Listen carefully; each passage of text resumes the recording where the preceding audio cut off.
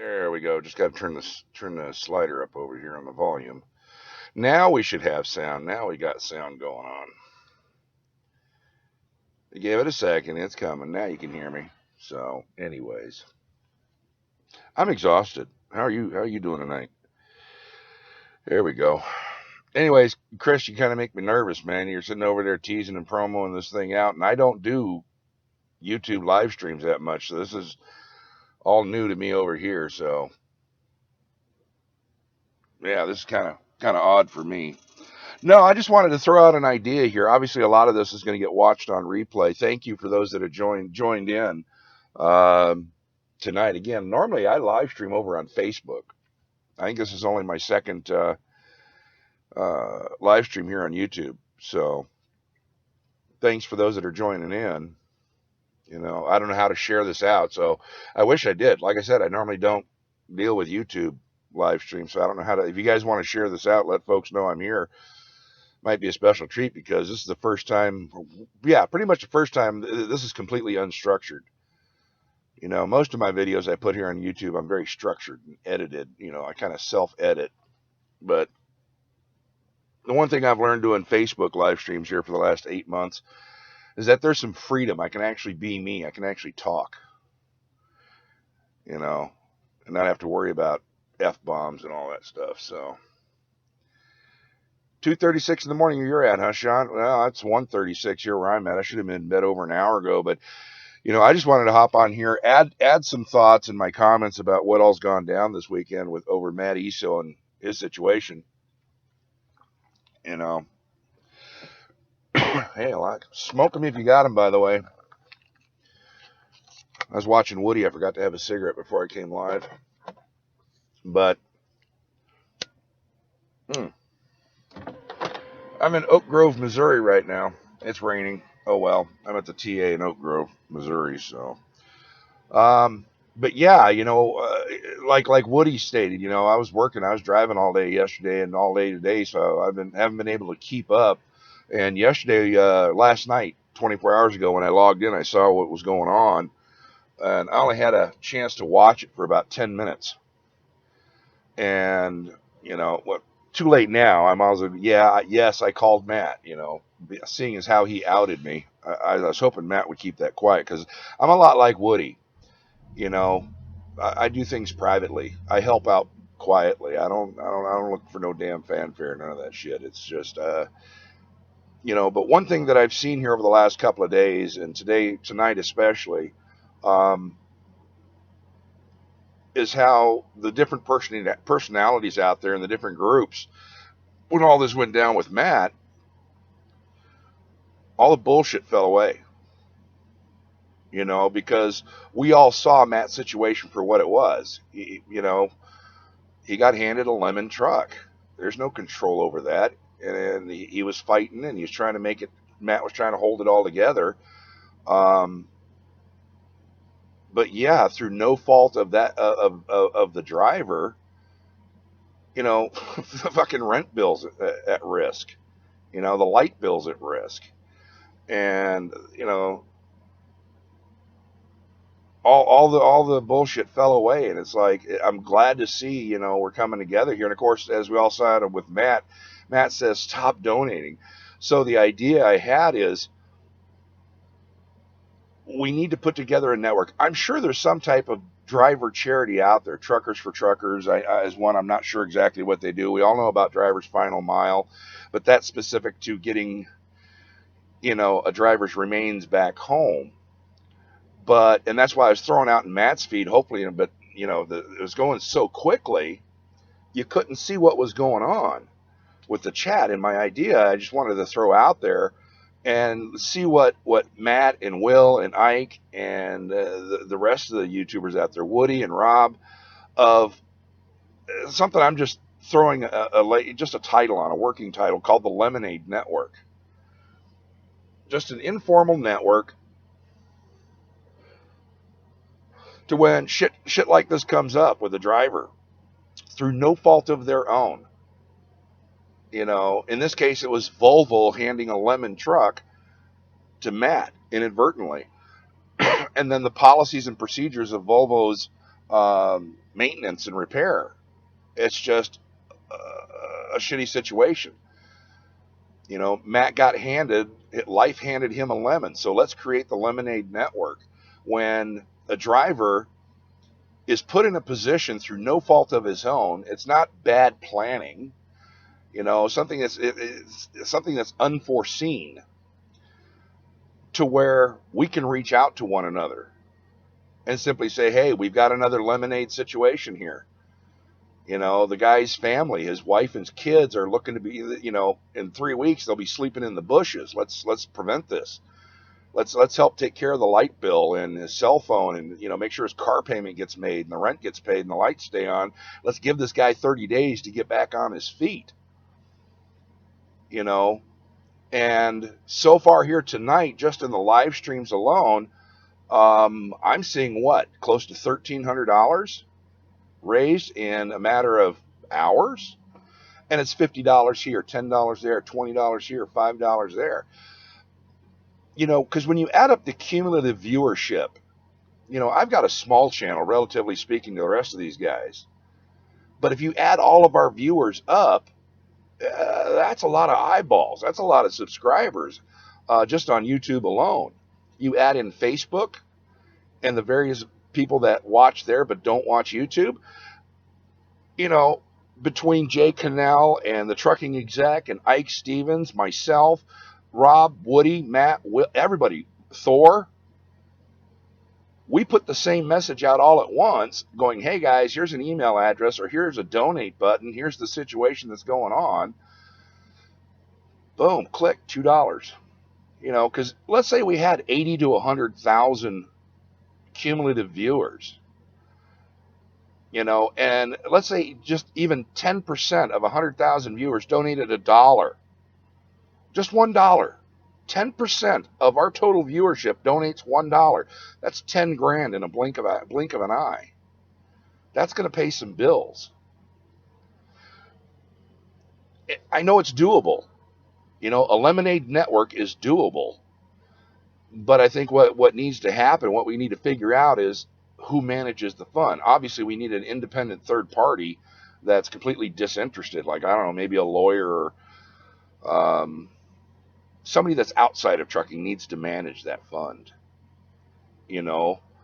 Because like Woody was saying, I'm the same way. I'm very quiet about my charity work. I'm very quiet. And that's why I won't say I was, I'm kind of disappointed. I wish Matt had kind of like not mentioned that I called him. But apparently, from what I saw tonight, the cat's out of the bag. So, okay, not a problem. But I think the big picture is what Matt brought up tonight in that 2-hour live stream that he did. I caught about an hour and 45 minutes of it.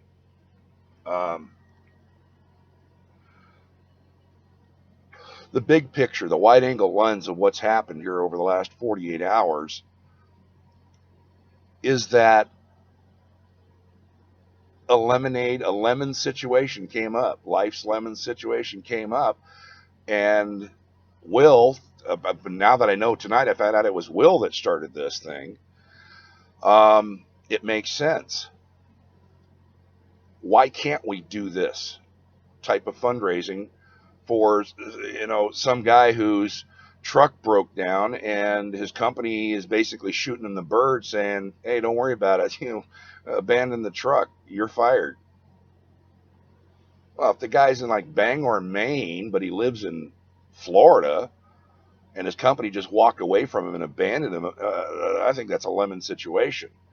It'd be nice to promote something like that, that as truckers, there's a central location where they can just tap into it, send a message describing their situation, what's going on.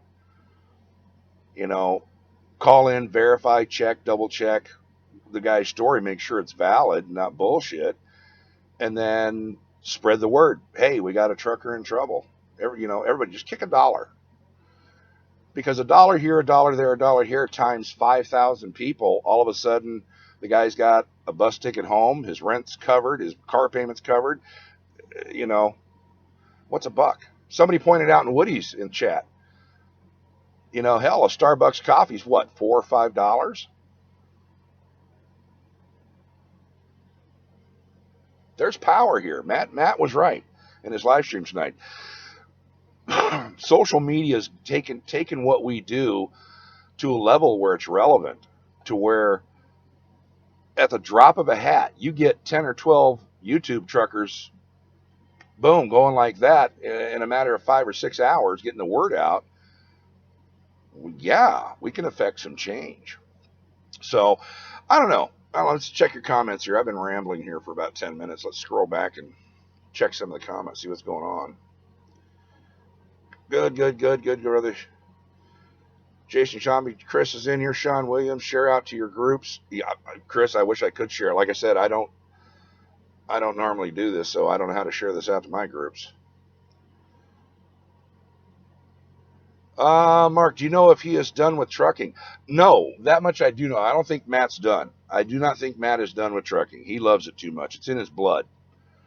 You know, we all hear stories of guys that walk away, but they always get sucked back into it. They always come back driving. SoCal's also live. Well, that's why. Everybody's off watching SoCal. Don't know why, but okay.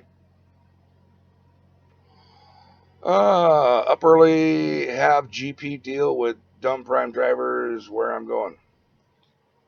Mike Carnes. Up early, have up GP deal. Okay, I'm just exhausted, man. I don't know what that means. With dumb prime drivers where I'm going. Okay, whatever.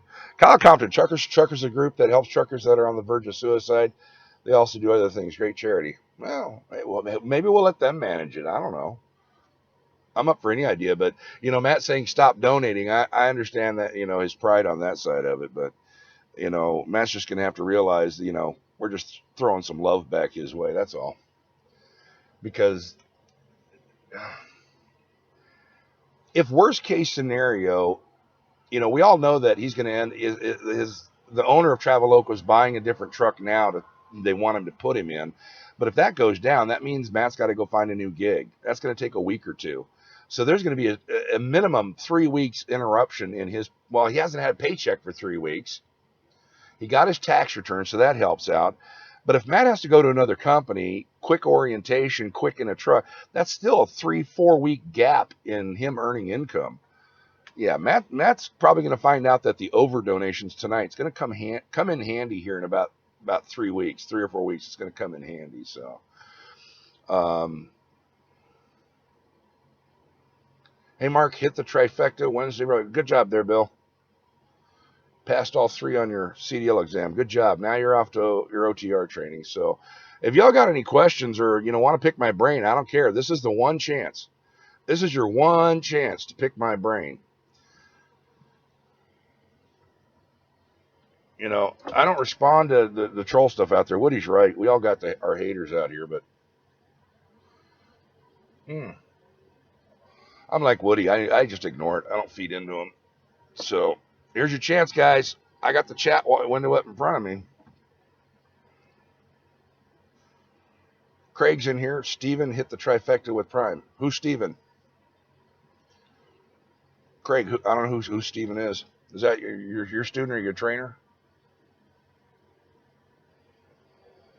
Oh, man. I should have been in bed 2 hours ago, actually, but oh well. I'd rather just come up here and join in and let y'all know that, yes, I support Matt and what he's doing. I'm glad that he's going to stay in trucking. And he's not giving up. That's definitely a good thing. And I'm glad to see all the YouTubers and the social media personalities coming together and helping Matt out. Again, most of my stuff, you're going to see me help. It's going to be quiet and behind the scenes. I don't publicize this stuff. I'm not looking for that. Deep Scuba Divers in here. One of my scuba diving folks. Any good dives lately, Mark? Last dive I did, DSD, was in October. Dove in Aruba and Grand Turk. I did two tank in Aruba and 2 tank in Grand Turk, and then I snorkeled in Bonaire. I hit 3 of the islands down there in October. Alan Godfrey and I, we're set up to go to Belize. We're going to go dive the Blue Hole. We're going to spend 10 days diving Belize here in June. And so expect video from the Blue Hole and other dive spots in Belize. We've got, out of the 10 days, I think we're scheduled for 7 days of diving. a couple 2 tanks, a couple sites are 3 tank. We're doing some 3 tank dives down there, and I think we're also going to do a night dive. I want to schedule up a night dive in their preserve down there, because I've got my underwater camera and lights for fluorescent diving. I plan on doing some flow diving and what luminesces down there at night under UV lights. So that's coming up in June. So expect videos from Belize, the Belize dives in late June, early July is when I'll put those up. They're deep diver. Yeah, he did his with Junior. I don't know Junior. So hopefully that's a good trainer. So JP, I've got you and SoCal up on a screen. Wish there was a way to combine live streams. That would be cool. Okay, that'd be cool, I guess. Ever been to the reef in Australia? No, I have not been to Australia. I know once I'm done with Belize in June, I'm looking at October again. I think I'm going to go do Bermuda again. I want to go dive some more wrecks. Except this time going to Bermuda in October, I'm looking at doing 7 or 8 days in Bermuda, doing 2 tanks a dive on nitrox. I'll do some nitrox, 2 tank a day, for as many days and many wrecks I can get put on in Bermuda. I'm hoping to do that in October. Australia, I wanted to go do the reef in Australia, but here lately in the last couple of years, been a lot of shark attacks. 2018, I think Alan and we're going to go dive the Galapagos. He wants to go do a combination, um, some ruin tour, Machu Picchu. He wants to go climb Machu Picchu. So he's probably going to go down early on that trip in 2018. So while he's hiking Machu Picchu, I'll fly in probably 4 days later. We're going to do a liveaboard and go dive the Galapagos for 7 days in 2018. And then I think the next one is going to be, we're going to do a liveaboard over in the Philippines, somewhere in Southeast Asia. We're going to go hit the waters, either there, Fiji. So Australia eventually. We'll get there. We'll get there.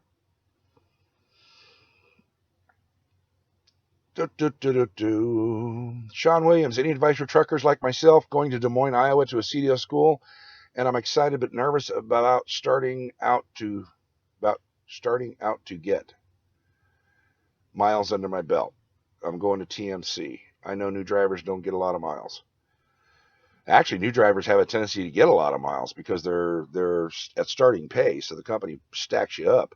But any advice for going to CDL school? Make sure that TMC is reimbursing you for the cost of your CDL school. Tell you what, I'll leave you with this advice about CDL schools in general. What I call third party CDL schools,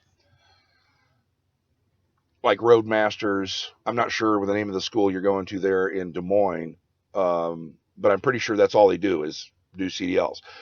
Sean, be prepared, because the only thing that school is going to teach you is how to pass the test, how to pass your state exam. That's it. They're going to teach you about paper log books and how to fill out a paper log. But other than that, it's going to be how to move the truck safely, forwards, backing up, taking right-hand turns, taking left-hand turns, and rules of the road for commercial vehicles. Just enough for you to, how to do a pre-trip, check your brakes, all this basic stuff to pass the state exam. That's it. They're not going to talk to you about shippers and receivers and paperwork that companies require and process. They're not going to teach you any of that stuff. So when you come out of your CDL school and you go to your first starting company, it's going to feel like, man, there's so much shit my CDL school didn't teach me. They didn't teach me shit. They got ripped off. I paid $6,000 for that school and they didn't teach me shit. Well, they're not there to teach you everything. Your CDL school is just there to get you to pass the state exam. That's it. Nothing more, nothing less. So your real learning that sticks with you is the time you spend at your starter company going out on that OTR training. Whatever, however long it is, 4 weeks, 6 weeks, 8 weeks, whatever it is. That's where you really learn how to get the miles. So that's the only tip I got for you on that. But yeah, that's a good one. Craig Vaccaro, Honduras. Snorkeled in Honduras. Haven't done any scuba diving in Honduras. Suppose I should schedule a Honduras dive. Matter of fact, it was that snorkeling in Honduras that I did that pissed me off and got me to go get certified to scuba dive. I remember that I was floating. We were scuba diving in Honduras or snorkeling. I was snorkeling in Honduras and I was pissed off because all the beautiful stuff was down there on the bottom. I couldn't get to it. And I'm like, you know what? When I get back online, I'm gonna find a school that's gonna work around my trucking schedule and schedule a CDL lifetime certification course in 5 consecutive days. Because most scuba classes you go to, they hold them on like Saturday. That's it, Saturday and Sunday. It's on the weekend, and you go for like 3 or 4 Saturdays in a row. One day a week for 4 weeks. Well, a truck driver, we can't do that. We can't go out OTR and then come back for Saturday, and then go back OTR and then come back exactly for Saturday for four. So I found a dive shop in Springfield, Missouri, that would do a crash course, and there was 3 of us or 4 of us that signed up. We went to it, and we did our pool training and our classwork stuff on Friday, Saturday, and Sunday. And then on Monday, Tuesday, we went out and did our check dives at one of the big lakes in the summertime there in Missouri. So 5 consecutive days, lifetime certification for scuba. It's the best money spent, man. I love diving. Diving's so much fun.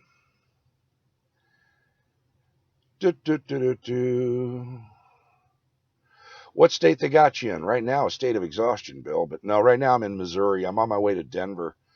Right now I'm in Oak Grove, Missouri, and 24 hours from now I'll be in Denver, Colorado. So I'm here. I'm about 3 hours into a 10-hour break, but I'm probably going to make this a 15-hour break because I don't deliver until 6 a.m. Tuesday morning. I've only got 640 miles to go, so I'm going to chill out for a while. Michael Chadwick, yeah, last time I was there, I was in the 80s when I was in the Navy. Cool. Ryan Peterson, Rookie Room Part 2. Yeah, something like that. This is more about random thoughts. I'm exhausted. I've been driving. I did 650 miles today and hopped on the laptop here tonight, and everybody was firing up, and I'm like, you know what? First thing that happened I noticed was as a matter of fact, is in the final hour and a half driving in here. Matt was doing he had posted up a 2-hour live stream where he was basically going, he was explaining about how he didn't want to ask for help, but then he realized that him asking for help actually brought everybody together, so now he kind of publicly opened himself for thank you for the help, but then he also brought up the point of we should do this more often for more drivers, which I also agree with. And then also the second thing that prompted me to do this tonight is, well, there's 2 other things. One, apparently Matt outed me that I called him yesterday. Okay, so I figured I better respond to that. And then just the train, the video, the live stream train that went on. It's like, you know what? I do have thoughts. There is a way to keep this big picture thing going. Because, like I said earlier, Matt's correct. We had a driver in trouble. All the bullshit and other crap fell away. We all got the word out. Driver in trouble. $5 here, $1 here, 50 cents there, $20 here. There were a couple of $100, $200 donations. It added up. And in less than 24 hours, as a community, we were able to show Matt, dude, we don't care about your politics or whether we like you, don't like you, because I took the tact with my donation of, because I don't agree with everything Matt says or does, but all I saw was a driver in trouble. He's scrambling, but I've got family at home myself. I was thinking about his wife and his kids. He's got, God, his latest baby's 2 years old, less than 2 years old. I was thinking, what about the light bill? What about the heat bill? They live in Ohio. What about the car payment? How's this going to affect his wife and kids? Plus, by helping Matt, it helps maintain his dignity, that he's able to provide for his family. So that's my personal reason why, my concern was, first off, hey, Matt, how bad is it really? What can I do to help? And because it's mainly about, he's got to take care of his kids and his wife, who are innocent in all of it. They're just as innocent in this as Matt is. Like I said, Matt got handed a lemon by Volvo. I'm more pissed at Volvo than anything else, because those shops, common sense. Y'all have seen my hat. I'm a crew chief. I've got a mechanical background. I know about diagnosing and troubleshooting mechanical issues. You just can't keep throwing part after part after part. The shop really screwed this up. I'll bet you, I would lay a $50 bet that says the problem with Matt's truck that he had is a ground wire. That's a brand new truck. I'll bet you there's a couple ground wires mounted to the frame there somewhere where somebody forgot to scrape away the paint and make sure they had a good positive ground. It's an electrical issue. I am almost guaranteed. I would almost put $50 on it. It says the problem with that Matt's had with that truck, especially being that it was multiple actuator, and then one day it was the brake system. It's the same communication error. It's low voltage. It's a voltage drop. I'll bet you there's a loose ground wire and the ground surface underneath isn't complete. It's not a good contact. I'll bet you his problem's with grounding one. But anyways, that's why I jumped on here tonight. It's not the Rookie Room Part 2. It's actually a very rare occasion where I'm looking at the chat. You guys can ask any damn question you want about any topic you want, and I really don't care. I'll answer it. I'm so exhausted, I don't care. I'll answer it. Here's your chance. You ever wanted to know something? You ever wanted to get some real information about me, learn about me, find out what I really think or what I really know or what really goes on with what I do? This is your chance to ask. So, like I said, it's random thoughts, man. Paper logs are over in December. Absolutely right. They are. We're going to see the effects of that usually by the end of the first quarter 2018. We're going to see the effects of everybody on e-logs. That'll be really interesting. Scott Thompson, does Prime offer lease option to new drivers? Yes, most companies will offer you a lease. But as I've been saying for the last 2.5, 3 months with Prime, I do not recommend anyone at this point sign a Prime lease. Period. Straight lease through Success Leasing or a lease purchase. I would not recommend anybody sign. And again, this is 3 months in a row now. 4 if you count April. Do not sign a new lease with Prime. They've changed the rules. They changed the contract. They've changed the fuel surcharge program. They've changed a lot of stuff in the last 3 years. Because when I signed on with my lease, based on the contract and the way they were operating, the short answer is, when it comes to Prime's lease 3 years ago, a conscientious, business-minded person who can control his right foot on that fuel pedal and operate his truck and his business efficiently had the advantage of making a really good paycheck with Prime every week.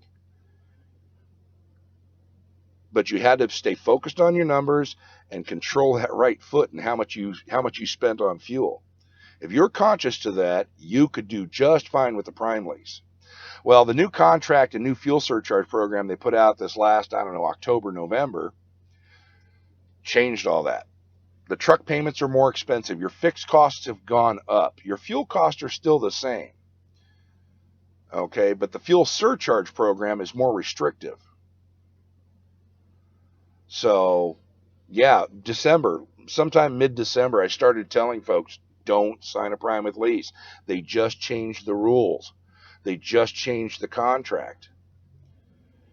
It's now for a new driver with no business experience signing a Prime lease. Good luck. Good luck. They want me to re-sign here at the end of my lease here in a couple months when it comes time for my end of lease in May. I'm not re-signing. I'm buying this truck and skedaddling. Where I'm going, I'm not announcing yet. But does Prime offer lease option to new drivers? Sure, they'll be more than happy to have you come over there and sign a new lease. Good luck. I advise against it, just like Woody would. Matter of fact, he did in his live stream. And don't do it. I don't recommend it. Results may vary, but you got to remember Scott Cartwright, the trucking exec. When he first came out, one of his first videos he did was this whole lease thing, and he came up with a great analogy that I still use. I used it tonight in the Rookie Room over on Facebook. Which, by the way, if there's anybody watching, you don't know what the Rookie Room is, just go to therookie.room.com. I do a live stream every Sunday, a Q&A live stream every Sunday, 6 o'clock Central Time. Therookie.room.com, 6 o'clock Central Sundays. You'll see it over there. But the analogy that that Scott put out there that I like, that explains leases or just a professional driver. He says, think of a carrier as a casino.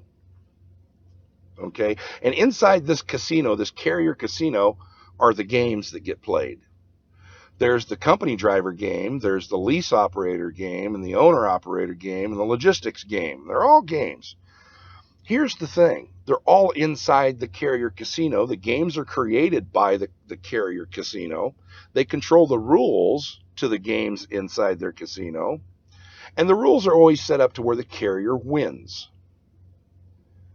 So it doesn't matter if you're a company driver, a lease operator, lease purchase, or a logistics owner op side.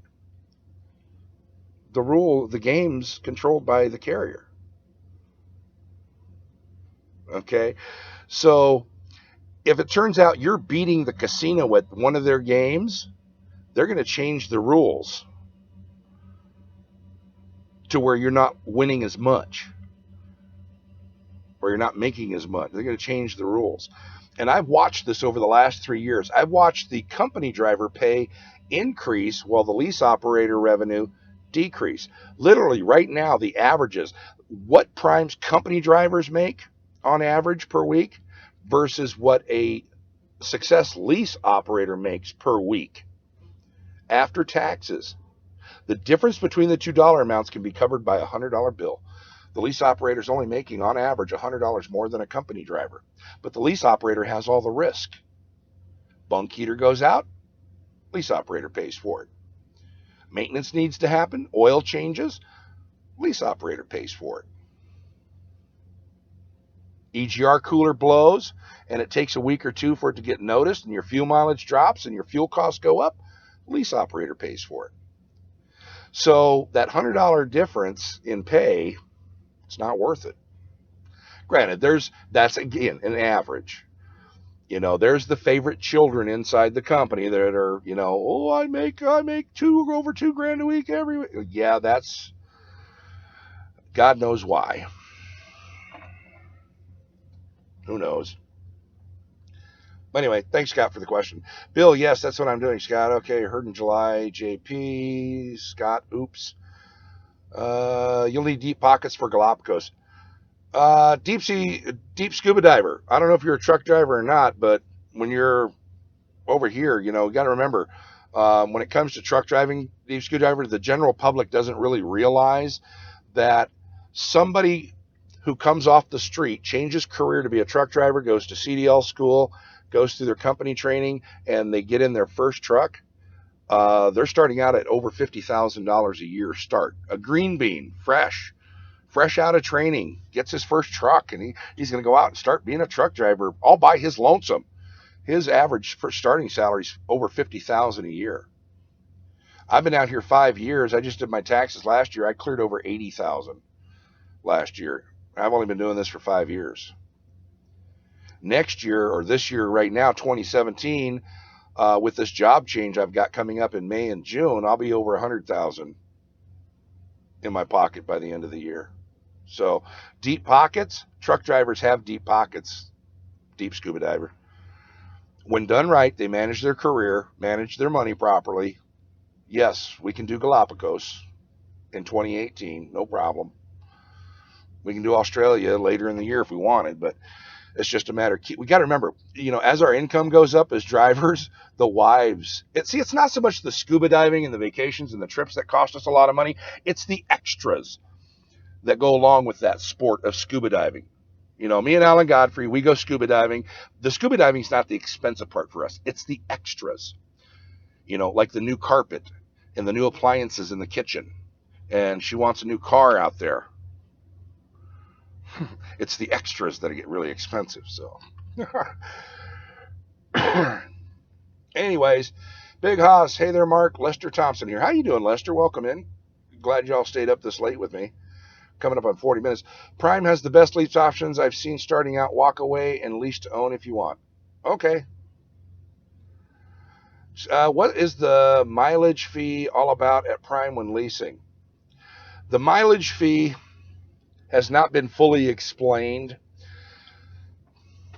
but they've got a graduated scale when it comes to mileage. It's sort of like when you lease a car from a car dealership.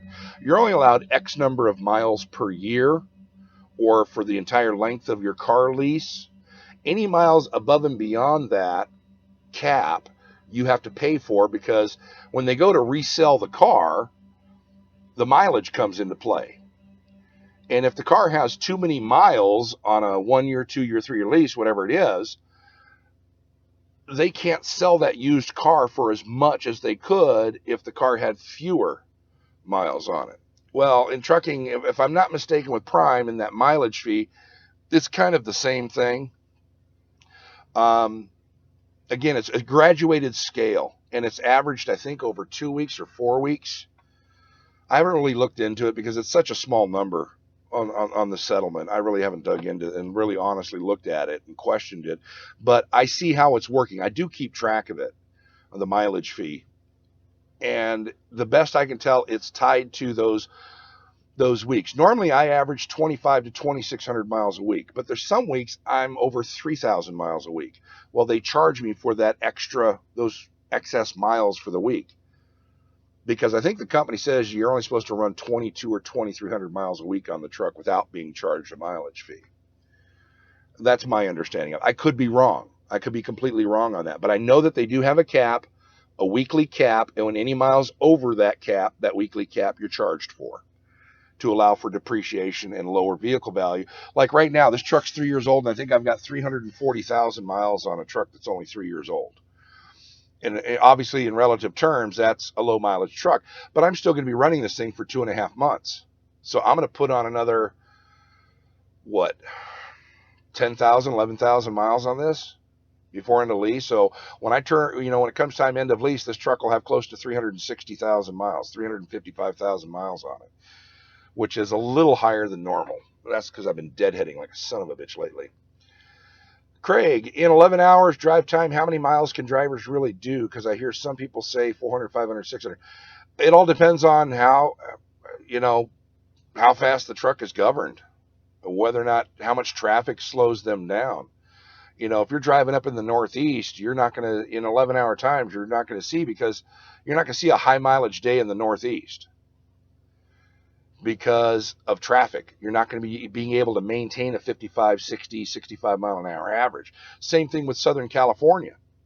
You try to go from San Francisco up to the top of the state, to the Oregon border, you've got to have San Diego traffic that slows you down. You're going to have LA traffic that slows you down, Sacramento traffic that slows you down. The 101 traffic's going to slow you down. But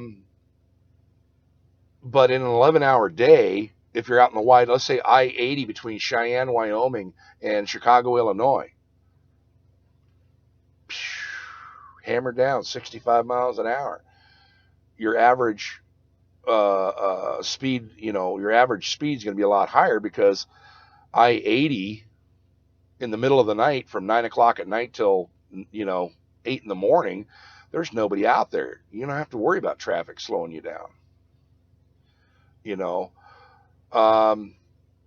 As an example, today I had traffic in St. Louis and a little bit in Kentucky. Where is it? Was it Louisville?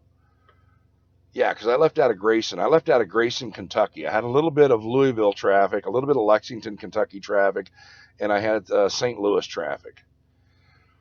I hammered down at 65 miles an hour, and I still did 645, 650 miles today. Of course, I burned up my entire, damn near my entire clock doing it. I think I got 10 hours and 45 minutes, 10 hours 50 minutes drive time today, but I still was able to knock out 640, 650 miles. Obviously, the slower you run, if you're only running 55, 58 miles an hour in an 11-hour day, if you run all 11 hours doing 57, 58 miles an hour, you'll probably low like 510, 480, 490, 500, 510 miles a day. I run my truck based on what the load needs, what the load dictates. Like when I started this load, I started out behind the 8 ball. The shipper came out late with this load. They missed the drop dead time. So yesterday and today, it was 65 mile an hour hammered down to get ahead of the curve. And now I've got 640 miles remaining, but I don't deliver till 6 a.m. Tuesday morning. So instead of me taking a 10-hour break tonight, I can take a 14-hour break tonight and roll into Denver. I'm still going to have to do 65 to hit, 640 miles, but I can rest up tonight. That's why I'm on here doing a live stream, is because I know I can sleep in the morning. Take off, go park at the receiver's property about midnight, 1 a.m., and then, wake up there because I'm on their property. Just put it on the door for delivery time. I'm good. So, faster you run, the more miles you can do. Yep, sent him $19. Are you serious? There's a couple of $500 donations to Matt. That's kind of cool. Yep, that's old school trucking. That's what we're here for. Bill posted a message and retracted it. Kyle commented, he retracted that message. Okay, thank goodness I didn't see it. Kyle Compton, I know you help a lot of guys coming into trucking. Tell them to look up Workforce Investment Act, government grant. They'll pay for private CDL school, welding, mechanic, and other stuff free. Good job, Kyle. You just did. You just told everybody about it. It varies from state to state as well. The Workforce Investment Act, you really got to do your homework on that, and there's a lot of hoops to jump through, and it's limited funding. There's only so many dollars per month, I think, or per quarter that are available for that in certain states. Now, other than the Workforce Investment Act, there are also some state programs as well here, Kyle. Like I know the state of Texas, the state of Texas's Workforce Center, they've got a larger budget than the federal, this Workforce Investment Act. The state of Texas actually kicks in more money. If you're a resident of the state of Texas and you want to change careers into trucking, just go hit up your local Workforce Center and tell them, hey, I want to go to CDL school. The state of Texas will pay for your CDL school. If the federal government doesn't have the money, the state of Texas got it. And there's a bunch of other states out there like that too. So thank you, Kyle, for bringing that up and sharing with it. Everybody else, if you're interested, Workforce Investment Act. There you go. Are paper logs out in December? Yes, except there are some exceptions. And I believe that's on trucks that are older than 2002. There's some small mom and pop carriers, I think, that are also not affected. There are some exemptions to the paper log rule, but they're very minuscule. But by December, the vast majority of OTR trucks going to be on e-logs one way, shape, or form, whether it be on a smartphone or a tablet or Qualcomm, PeopleNet, all the various ones out there. But yes, that is coming. Sean Williams, how do you feel about President Trump? The easiest way I feel about President Trump is go watch the movie Idiocracy. It was a movie that came out in the 1990s starring Luke Wilson. Go watch the movie Idiocracy, and you'll have my opinion right there of President Trump and what's going on in America in general. Bobby Wright asks, what rule has been changed? I just completed a lease. Truck payments. First off, fixed costs have gone up, and the fuel surcharge program's changed once again. I've asked many times, anybody that has a copy of the new lease, Prime's new lease, take pictures of it for me. Send me a copy of Prime's new lease so I can break it down and then find the relevant changes and put that out in real world terms, what that means to new drivers or new people wanting to sign Prime's lease. So, Bobby, if you've got a copy of the new lease, send me a copy so I can break it down real world. But this much I do know, because a buddy of mine signed one on a lease purchase. He bought a brand new truck on a lease purchase, and his truck payment starting out was over $1,000 a week. To give an example, my payment on this truck under the old contract, I'm at $905 a week. There's also some other little smaller costs, ancillary costs that went up as well. So the fixed cost on a new lease under the new contract is higher than the old lease. But the real restrictive thing is going to come into place with the new fuel surcharge program. As the price of diesel goes up, the fuel surcharge does not go up. It stays pegged right at 17 cents, which is already below industry standard. Even today's 17 cents fuel surcharge is below today's normal industry formula that's calculated for fuel surcharge. If you want to know about what my views on the fuel surcharge program, just right here on my YouTube channel, I've got a 4-part video series on the fuel surcharge program. The history of how it came into be, how it's calculated, how the industry calculates it, how Prime calculates it, and how you can actually make money on a fuel surcharge program.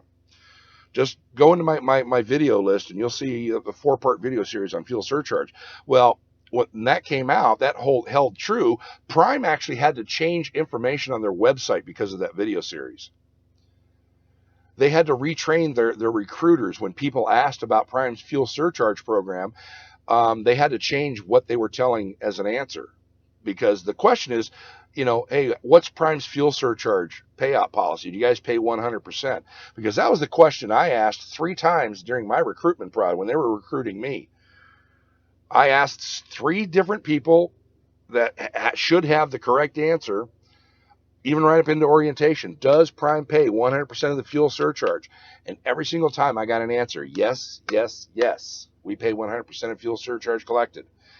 Except by the second week, when I looked at my settlement and broke down the math, I saw we weren't being paid 100%. So that's where the fuel surcharge video series came out.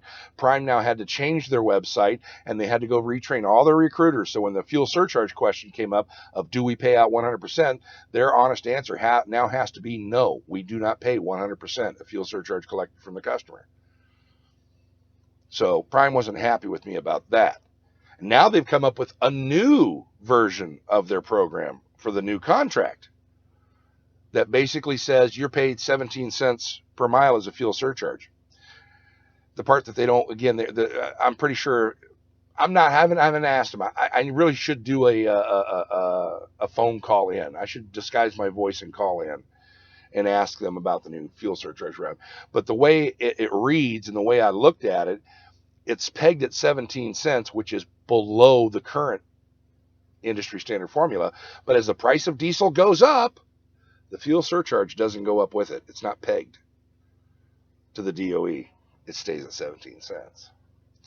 Because their counter-argument, Prime's counter-argument to the price of fuel, well, if the price of the fuel goes below $2 a gallon, you still get 17 cents.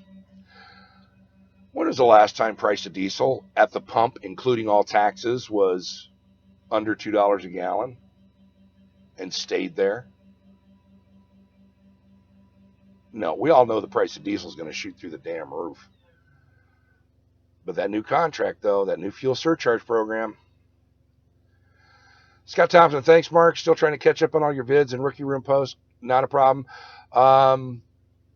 Yeah, you're just going to have to, on the Rookie Room videos, just click on the video tab. They're all archived in there. The way I title it, I finally did this, started months and months ago.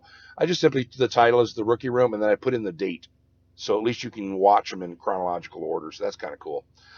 Felipe Gonzalez, how you doing there? Driveway Bros in here.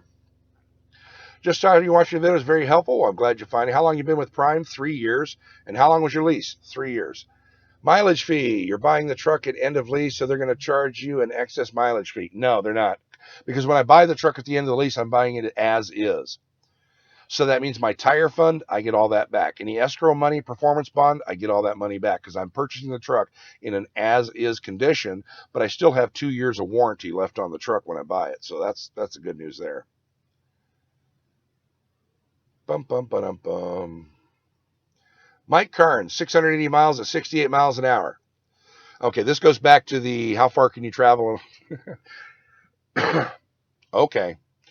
Mike, this is a problem I had with my first fleet manager at Prime, who I eventually replaced, was this kind of math. I kid you not. This is hand to God, truth.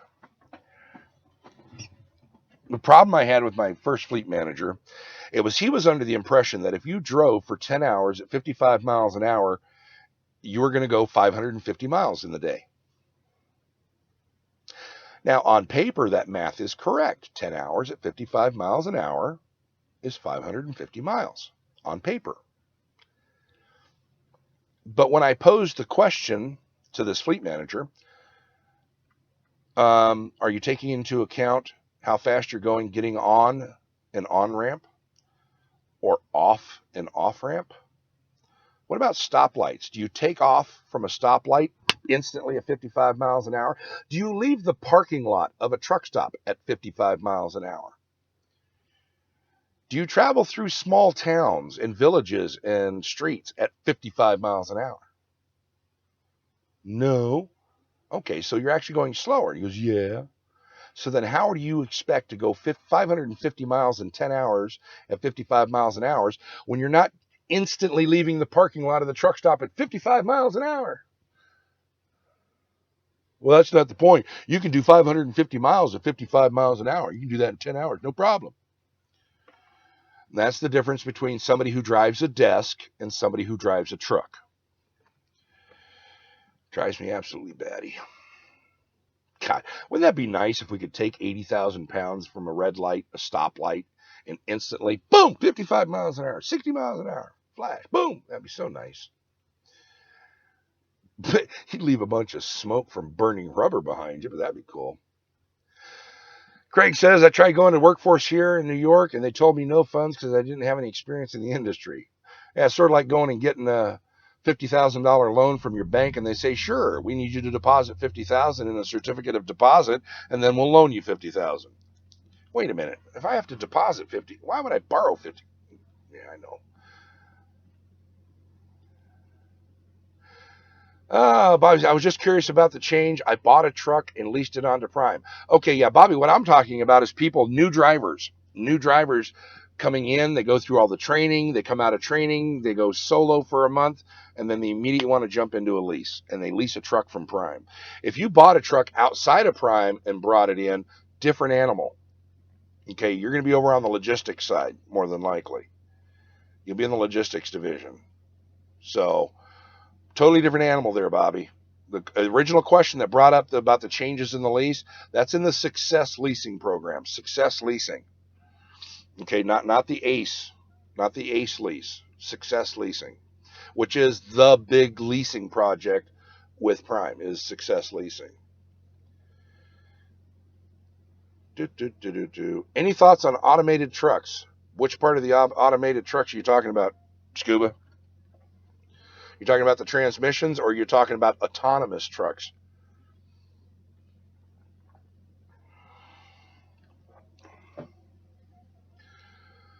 Sorry, they must have changed that. I went through WIA 13 years ago, local lowboy driver. Yeah.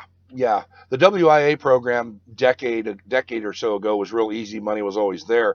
But the popularity of that program, increased to the point where, now it's like 20 drivers is 3 hours at the desk on Monday morning. Boom, first 20 drivers. Boom, qualified. Okay, we're out of money for the month.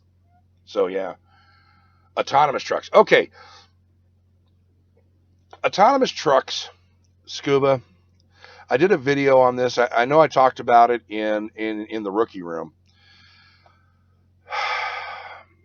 The idea is good, but it's flawed. Severely flawed. For many reasons.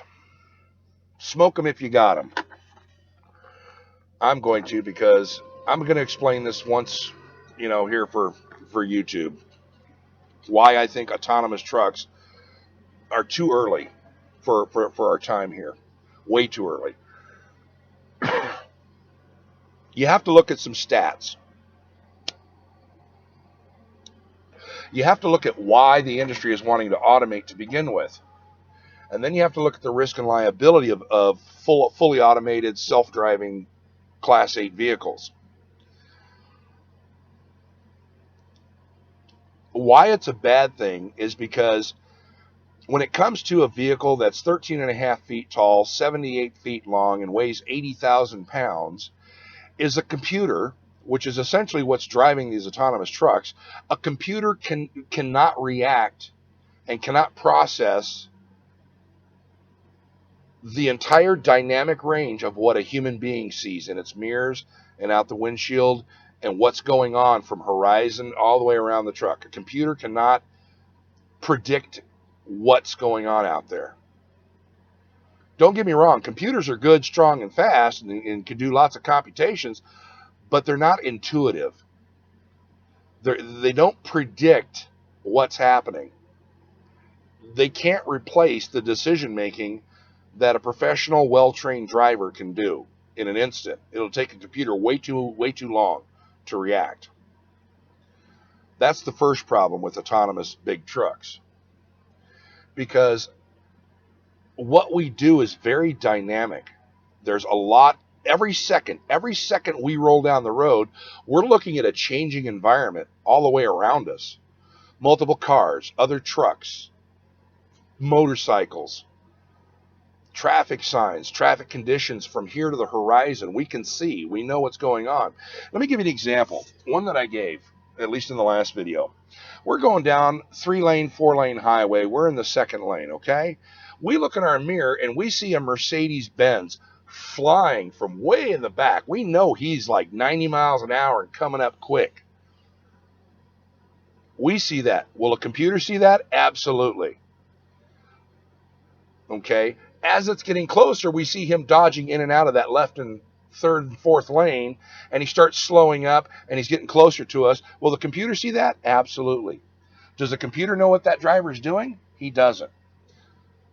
What we see as the driver is we got a Mercedes-Benz that's high risk on our left side, closing quick, and we also see that there's a major interchange coming up ahead. And that's probably where this asshole's going. We know this from experience because we see the driving behavior of the general public. We know before it usually happens what that driver is doing, why he's driving like that. A computer can't process that.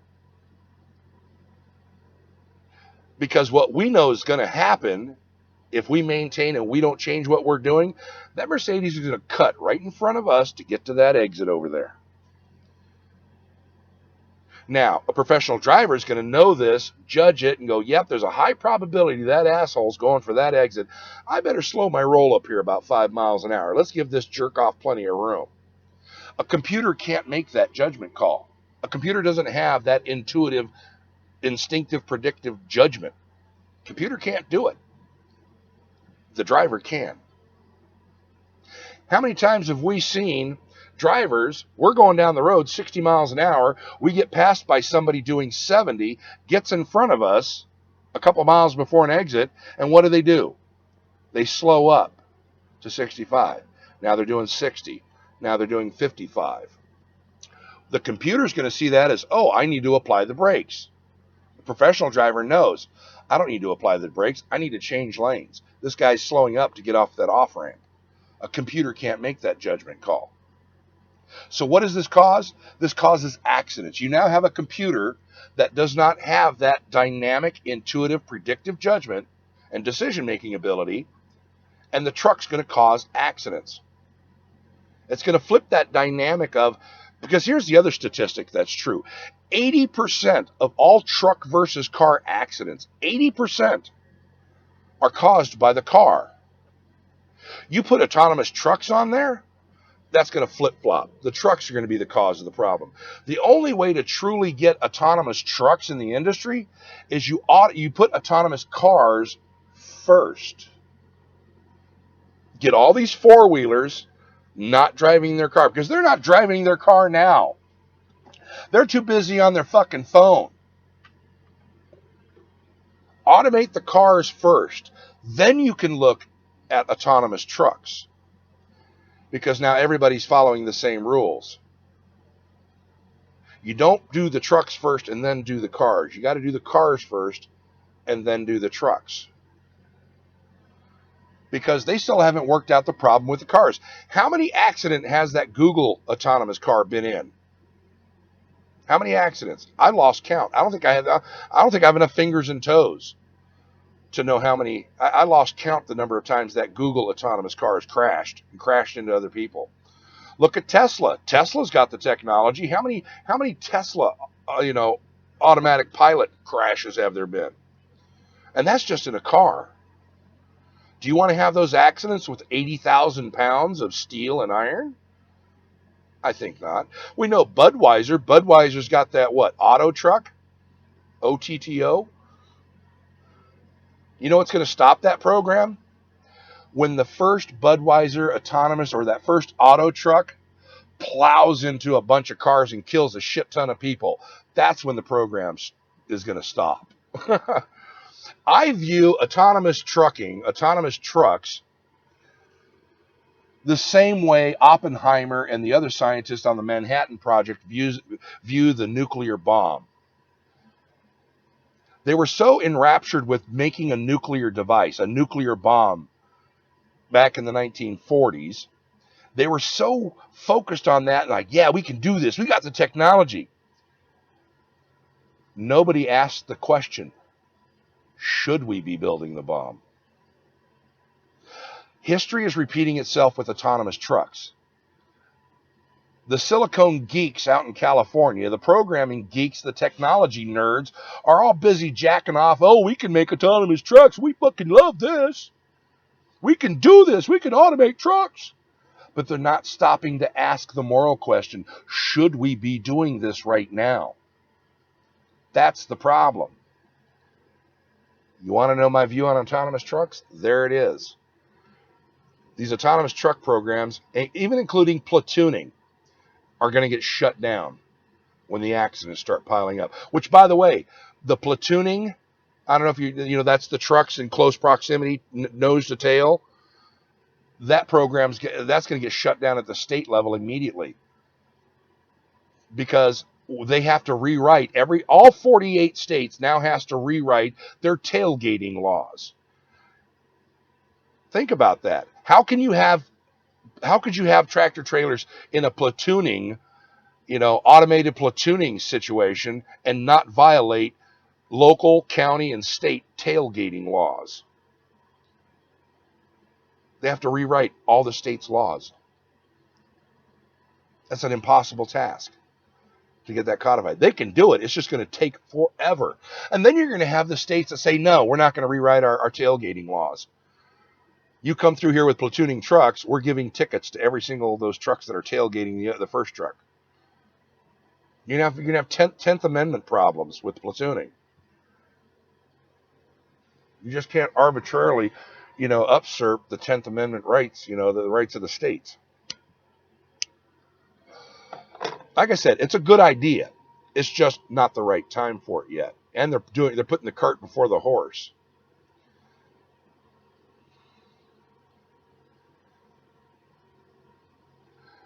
Okay, back to the comments. Smoke them if you got them. A phrase lost on many of the younger. Yeah, I know. Tell me about it. Or how about this one? The smoking lamp's lit. Are recruiters able to negotiate with an applicant and to make an offer in writing with all negotiated guarantees? Should applicant ask for an offer in writing? You can try. You can absolutely try. If you don't ask, you don't get. I'm pretty sure most of the recruiters really won't negotiate, but you can absolutely ask. I know there's one negotiating tactic with most companies. They're going to offer to send you a bus ticket. You can say, hey, instead of sending me a bus ticket, why don't you send me a plane ticket? I don't do the bus very well. How about you impress me and send me a plane ticket? And most companies are like, sure, we'll get you a plane ticket. So yeah, if you want to negotiate that, absolutely go for it. Bum, bum, ba-dum, bum. Tim Marone, movie War Games. Shall we play a game? Yeah, that should be I should make a meme out of that with some kind of carrier picture. Shall we play a game?